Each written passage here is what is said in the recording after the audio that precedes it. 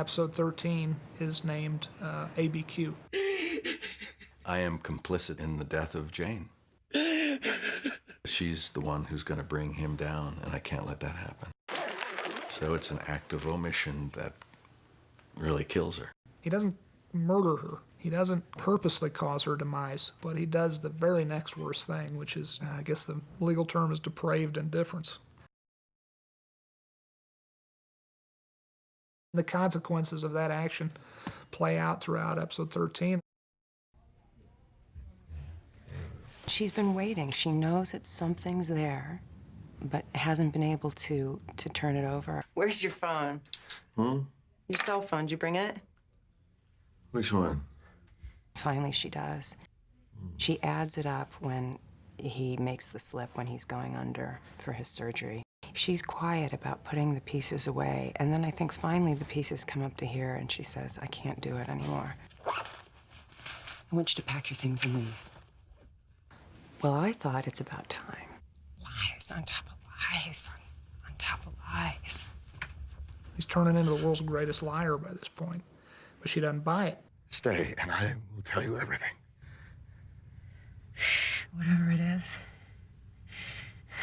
I'm afraid to know. Skylar does not want to hear it. She doesn't want to know what he's been doing. But she knows that he came up with $300,000 from nowhere. And so it's obviously something very, very, very bad. Look at me. You didn't kill anybody. With Jane gone, I think Walt's thinking maybe he's contemplating suicide. He was thrown into rehab, and he's in a very dark place, even though he's there.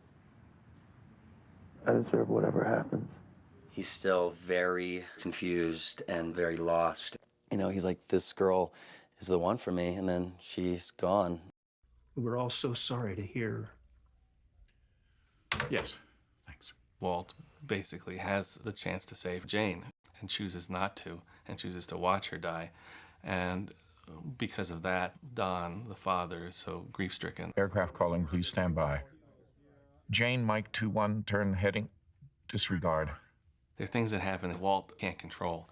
And Vince had the idea that he is inadvertently responsible for a plane crash.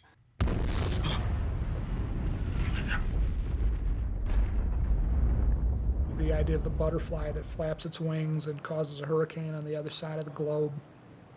That was sort of the idea of consequences. I thought it was genius how it opens up with the floating, burnt pink teddy bear, and then it ends with the teddy bear just falling from the sky and splashing into the water.